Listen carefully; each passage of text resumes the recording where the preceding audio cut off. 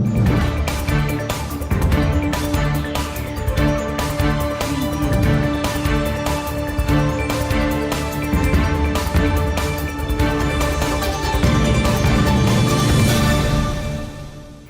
علیکم، capital 51 news کے ساتھ میں ہوں سفیر Khan.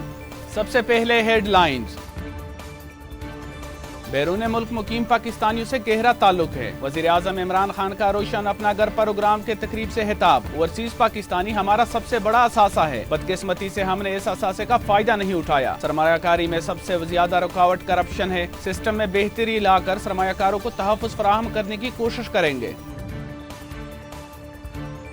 Army chief general Qamar Javed Bajwa سے برطانوی انٹیلیجنس کے سربراہ رچرڈ مور کی ملاقات۔ باہمی دلچسپی، پشاورانہ امور سمیت انٹیلیجنس اور دفاعی تعاون پر تبادلہ خیال۔ خطے کی مجموعی سیکیورٹی اور افغانستان سے امریکی انخلاء کے بعد کی صورتحال پر گفتگو۔ پاکستان پرامن، مستحکم اور خوشحال افغانستان کے لیے مدد کر رہا ہے، جنرل قمر جاوید باجوہ۔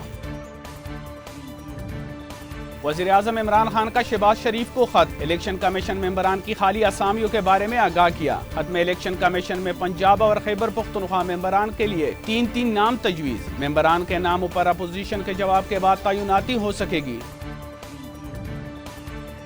بھارت نے افغان قیادت، فوج اور انٹیلیجنس کے ذہنوں کو زہر آلود کیا۔ ترجمان پاک فوج، بھارت نے افغانستان میں جو بھی سرمایہ کاری کی وہ پاکستان کو نقصان پہنچانے کے لیے کی۔ جنرل بابر افتخار کی پریس کانفرنس میں بیان، سرحد کی پاکستانی سائیڈ مکمل محفوظ ہے۔ افغانستان کے بعد اس تنازع میں ہم نے سب سے زیادہ بھاری قیمت چکانی پڑی۔ سندھ میں 30 اگست سے تمام سکول جائیں گے، نوٹیفیکیشن جاری۔ 50% بچے ایک دن آئیں گے جبکہ بقیہ 50% بچے دوسرے دن آئیں گے۔ سکولز 6 دن کھلے رہیں گے۔ اسکول میں کورونا SOPs کو یقینی بنانے کی ہدایت۔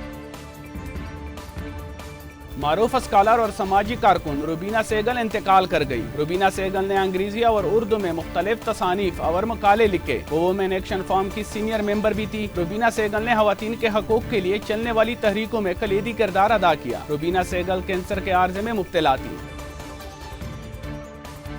کراچی کے علاقے کورنگی مہران ٹاؤن میں کیمیکل فیکٹری آتشزدگی سے 17 افراد جلس کر جاں بحق۔ فیکٹری میں مختلف اشیاء بنانے میں استعمال ہونے والا کیمیکل موجود تھا۔ فائر بریگیڈ حکام، آگ کیمیکل کے ڈرم میں لگی جو پھیلتی گئی۔ امدادی کارروائیوں کے دوران 2 ریسکیو اہلکار زخمی۔ فیصل آباد سے بچوں کی نازیبا ویڈیوز بنا کر شیئر کرنے والا 4 رکنی گروہ گرفتار۔ ملزمان کے موبائل میں لڑکے اور لڑکیوں کی بھی نازیبا تصاویر اور ویڈیوز موجود۔ 4 ملزمان کے خلاف مقدمہ درج۔